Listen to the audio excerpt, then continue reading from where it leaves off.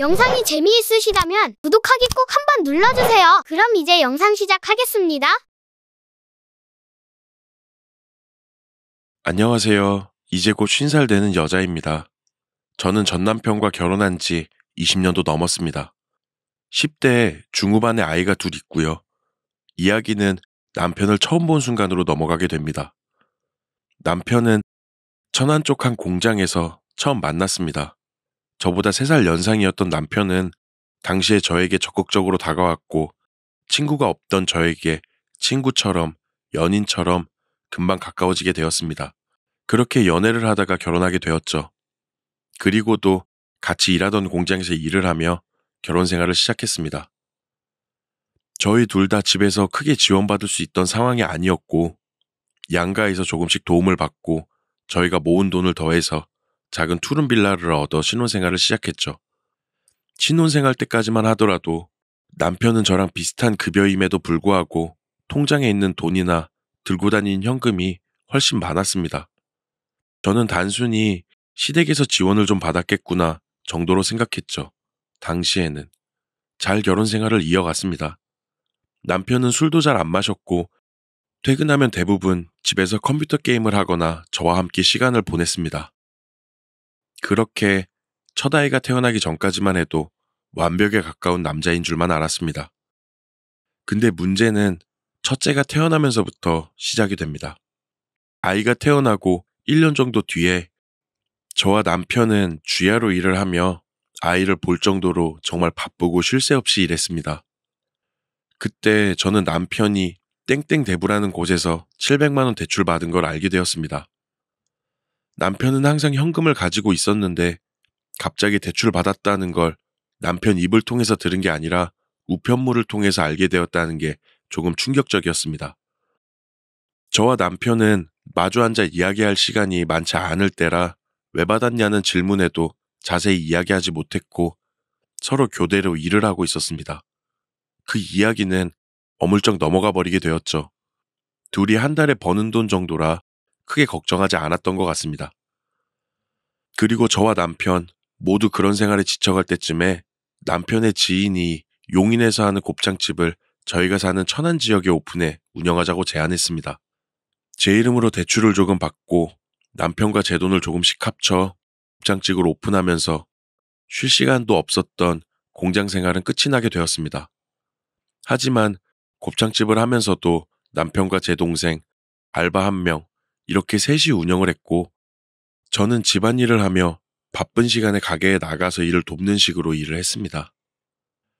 곱창집은 대박은 아니었지만 동네에서 나름 인지도가 생기기 시작했고 매출도 적지 않았고 배달 일도 시작하면서 일하는 직원도 늘게 되었죠. 돈 관리는 항상 남편이 했고 저는 생활비를 받아가며 생활했기에 사실 돈을 얼마나 모았는지에 대해서는 알지 못했습니다. 그러다 제 동생에게 이야기를 들었죠. 남편이 도박을 하는 것 같다고 이야기를 했습니다. 동생은 남편이 카운터에서 일하던 중에 도박 사이트 비슷한 사이트를 노트북으로 들어가 도박 같은 게임을 하는 모습을 봤다고 했습니다. 그것도 가게에서 말이죠. 혹시 모르니 확인해 보라고 했습니다. 저는 남편이 퇴근할 때 물어봤습니다. 오빠 혹시 도박하냐고 말이죠. 남편은 너무 아무렇지 않게 그냥 재미로 한 번씩 한다고 했습니다. 하루에 10,000원씩, 20,000원씩 하고 많이 해봤자 3, 4만 원 정도라고 했습니다. 저도 참 답답한 사람인 게 남편이 워낙 컴퓨터 게임 등을 좋아해서 저는 그냥 그런 게임 정도라고만 생각을 했습니다. 공장에서부터 밖에서 일을 하며 매일 고생하는 남편이 그 정도는 쓸 수 있다고 생각했죠. 그렇게 넘어갔습니다. 워낙 남편을 신뢰하기도 했고 가게 운영도 잘 되고 있을 때라 크게 의심하지 않았습니다. 가게를 운영하며 1년이 좀 넘었을 때 두 번째 사건이 일어나게 됩니다. 저는 둘째를 임신하고 있었고 남편은 항상 가게가 끝나고 늦게 들어왔습니다. 명절이었습니다. 저와 남편, 그리고 첫째, 시댁이 있는 군산 쪽으로 내려가고 있었습니다. 남편은 운전 중이었고 휴대폰 카톡이 울려 제가 무의식 중에 남편의 휴대폰을 보니 붉은색 하트의 모습이 보였습니다. 저는 의심이 들어 휴대폰을 집어들었고 내용을 보니 미연이 하트라고 저장되어 있는 여자랑 이런저런 달달한 카톡을 하고 있더라고요. 저는 얼굴이 붉어졌습니다. 이게 뭐냐고 남편에게 이야기를 했고 남편은 일단 가서 이야기하자고 이야기하면서 저와 남편은 싸웠습니다. 첫째 애가 울면서 싸움은 멈췄죠. 그리고는 휴게소에 차를 세워두고 남편은 이야기했습니다. 용인에 곱창집 본점을 운영하는 친구가 놀러왔고 그 친구를 데리고 비싼 술집에 데리고 갔다고. 그 여자가 친구와 동업하는 사람에게 잘 대해줘서 연락하는 거라고. 제가 의심하며 휴대폰을 보려고 했을 때 남편은 제가 보는 앞에서 카톡에 나가고 연락처를 지워버리면서 상황이 멈추는 듯 했습니다. 거기서 저는 카톡을 확인하지 못했고 그렇게 이야기하니 제가 뭐 따질 것도 없더라고요. 물론 연락한 것은 잘못이지만 고마움에 한 번쯤 갈 수도 있었겠지 생각합니다. 남편은 그 고급 술집에 간 날도 외박하지 않았고 저에게 그런 곳에 다녀왔다는 이야기까지 했었습니다. 그래서 그 사건도 넘어가게 되었죠.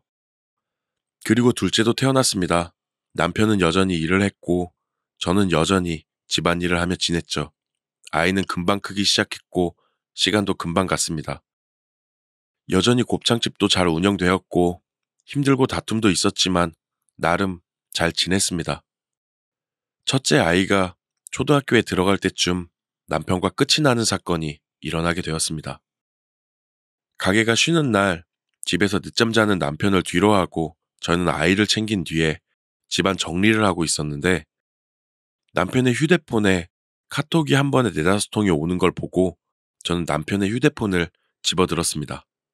비밀번호가 걸려 있었지만 첫째 생일이었고 저는 카톡 내용을 봤죠. 그 미연이라는 사람의 카톡이었습니다. 이런저런 이야기는 물론이었고 그 비싼 술집에 간 게 한두 번이 아니라는 것도 알게 되었죠. 그리고 문제는 그것뿐만이 아니었습니다. 문자 메시지에 제 사업자로 대출받은 내역과 그걸 납입한 내역들이 있었습니다. 분명 가게가 잘 운영되었는데 왜 제 사업자로 3천만 원이 넘는 돈을 대출받아 쓴 흔적들이 있었을까? 남편을 깨웠습니다. 일어나라고 소리치며 휴대폰을 남편 얼굴에 집어 던졌습니다. 저는 화를 내기 시작했습니다. 남편은 일어나서 왜 남의 휴대폰을 보냐면서 저에게 화를 내기 시작했고 여자 만나는 것에 대한 이야기도 했고 왜 대출을 받았냐는 것에 대해 이야기도 했습니다. 남편은 가게가 잘 운영되는 것 같냐고 소리를 쳤고 자기가 얼마나 힘들어하고 있는지 아냐고 소리 지르고 화를 내기 시작했습니다. 그러다 그 여자도 만나게 되었다고 다 제 잘못이라고 이야기를 했습니다. 저는 주저앉아 울기 시작했고 남편은 집을 나가버렸습니다. 그리고 나서는 동생에게 연락을 했고 동생이 집에 왔습니다. 그리고는 동생의 이야기는 더욱 충격적이었습니다. 가게 사정은 저보다 제 동생이 더 잘 알고 있었기에 동생은 가게가 잘 운영되고 있고 대출을 받아야 될 정도로 힘든 순간은 없다고 했습니다. 저는 남편에게 연락하려고 했지만 남편은 전화도 받지 않았습니다. 동생의 전화도 받지 않았고요. 그날 저녁 남편은 집에 왔습니다. 저에게 당분간 시간을 좀 갖자고 이야기했고 또 다툼이 시작되었죠. 남편은 그 여자와 정리하겠다고 했고 저에게도 시간을 주겠다고 이야기하며 저의 선택을 따르겠다고 이야기했습니다. 가게 옆에 원룸에서 생활하겠다고 주소도 가르쳐 줄 테니 언제든 와서 봐도 된다고 이야기까지 하며 서로 그러기로 합의를 봤습니다. 저도 남편이 물론 바람이 났고 거기에 돈도 함부로 쓴 건 알지만 일탈이라고 믿고 싶었습니다. 남편을 사랑했고 믿었거든요. 참, 저도 멍청한 사람이죠. 그렇게 한 달쯤 지났을까? 자주는 아니었지만 간간히 연락도 했습니다. 그러자 내 동생에게 전화가 와서 남편에게 무슨 일이 생겼냐고 이야기를 했습니다. 며칠째 가게에 나오지 않았다고요. 저는 남편이 그 여자와 도망갔다는 생각보다 혹시 나쁜 선택을 했을까라는 걱정이 너무 컸습니다. 저는 바로 그 원룸에 찾아갔고 동생과 함께 들어갔습니다. 너무 무서웠거든요. 처음으로 간 그 원룸에는 담배 찌든 내만 가득했습니다. 남편은 없었고 평상시 깔끔한 모습과 달리 집안은 어지럽고 술병과 담배꽁초로 쌓인 페트병만 가득했습니다. 동생도 이곳저곳을 찾다가 나가서 차를 찾아보겠다고 나갔고 저는 남편에게 계속 전화를 해도 연락이 닿질 않았습니다. 시댁에도 연락이 없었고 시댁에서도 여러 차례 돈을 빌렸다는 것도 알게 되었죠. 사업자 대출은 주류 대출 포함해서 8천만 원 정도 대출이 있었고 제 명의 사업자였지만 남편이 모두 받은 것이었습니다. 남편은 그 다음 날에도 연락이 되지 않았습니다. 저는 3일 뒤에 경찰에 신고한 뒤에 시댁에까지 알리게 되었죠. 아예 연락이 없었고 동생에게 연락 오기 하루 전에 제 신용카드로 현금 서비스를 받은 내용만 나와 있었습니다. 그 이후에는 카드 사용 내역도 없었습니다. 카드값도 2천만 원 가까이 나와 있던 상황이고 저는 어떻게 해야 할지 모르고 있던 상황이었습니다. 그날부터 저는 곱창집에 출근을 했고 이런저런 돈이 밀린 것을 포함해서 저는 대출금을 갚는 것만으로도 정말 벅찬 상황이었습니다. 그렇게 시간이 흐르기 시작했습니다. 시댁에도 다 알렸지만 시댁에서는 조금도 도와주지 않았고 그냥 시간만 흐르기 시작했죠. 저는 대출금을 갚아 나가기 시작했고 가게 운영에도 익숙해지기 시작했습니다. 저희 부부에게 곱창집을 차리게 했던 친구에게 들은 이야기는 남편이 저와 결혼 전부터 사설 도박을 했고 처음에는 소액 스포츠 관련된 것만 하다가 결혼하고 나서는 다른 도박에 손대기 시작했다고 했습니다. 그 친구에게도 돈을 빌렸고 그것 때문에 감당하기 힘들어져 도망간 것 같다고 이야기를 했습니다. 그 사건 이후 3년이 넘는 시간이 지났습니다. 저와 제 동생은 천안과 수원 한 곳에 곱창집을 운영하고 있었습니다. 이제는 제 이름으로 된 빚도 없는 상황이었고 물론 남편에게는 연락이 없었지만 시댁에는 연락을 하고 지낸 듯 했습니다. 저는 남편이 살았는지 죽었는지도 모르는 상황이었고 이혼을 준비하고 있었습니다. 이혼을 한 상황은 아니었죠. 그러다 저희 친정아버지 몸이 아프셨습니다. 저와 동생은 가게 운영을 하며 부모님을 천안으로 모셨고 함께 생활을 하면서 건강해지시기만 바라고 있었습니다. 하지만 저희의 바람과는 다르게 친정아버지는 점점 몸 상태가 안 좋아지셨고 결국 저희 곁을 떠나게 되셨죠. 저와 동생, 어머니 셋은 친정아버지의 장례식 날 충격적인 얼굴을 봤습니다. 제 남편입니다. 제 남편은 머리가 많이 빠져 있었고 살도 많이 빠진 상태로 시댁 식구들과 함께 장례식장의 모습을 나타냈습니다. 너무 충격적이었습니다. 저는 별 이야기 안 했습니다. 그냥 정말 보기 싫었거든요. 아이들을 보고 반가워하는 모습, 저와 동생에게 미안하다고 했던 이야기들, 다시 잘해보자는 식으로 이야기를 했을 때 저는 아무 말도 하지 않고 그냥 자리를 떠났습니다. 그리고 장례식장에서 다투는 소리가 들렸습니다. 제 동생과 남편이 언성을 높여 싸우고 있었습니다. 저는 뭐 하는 거냐고 다가가니 남편은 저희가 운영하는 가게의 매출 등이 얼마 정도 되는지 물어봤고 그 이후에는 저희 아버지 보험금이 얼마냐고 물어봤다고 했습니다. 그리고 저는 시댁 식구들을 다 쫓아냈습니다. 아버지의 장례식 날 거기에 몇 년 만에 나타나서 한다는 이야기가 돌아가신 우리 아버지의 보험금을 물어보고 어이가 없었습니다. 저는 아버지를 잘 모시고 난 뒤에 그 전에 연락하며 상담받던 변호사를 통해서 이런저런 내용들을 이야기하고 이혼을 준비했습니다. 남편은 도박과 바람을 피웠고 증인이 있는 상태이고 실종신고가 되어 있고 제 이름으로 대출받은 내용들을 증언해줄 사람도 있는 상황이었기에 아무런 문제 없이 이혼이 가능한 상황이었습니다. 저는 남편에게 이혼하자고 이야기를 했습니다.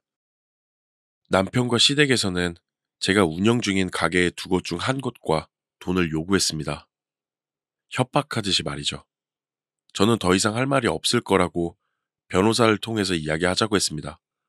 그 이후에 시댁 식구들은 제가 운영하는 가게와 집까지 찾아오며 싸우기도 했습니다. 경찰도 온 적이 있습니다. 네, 물론 이혼했습니다. 그쪽들이 원하는 돈은 주지 못했고 오히려 남편은 저에게 양육비를 줘야 되는 상황이었습니다. 그렇게 끝이 났습니다. 제 남편, 아니, 제 전 남편, 그렇게 도망친 뒤에 도박을 했고 시댁 돈까지 모두 썼다고 하더라고요. 저에게 지옥을 선물해준 그 사람들에게 저도 이번에 지옥을 선물해준 듯 합니다. 제 고생과 제 아버지의 마지막 모습까지 모두 자기들의 이득을 위해서 그런 식으로 이야기한 시댁들 참 불쌍합니다.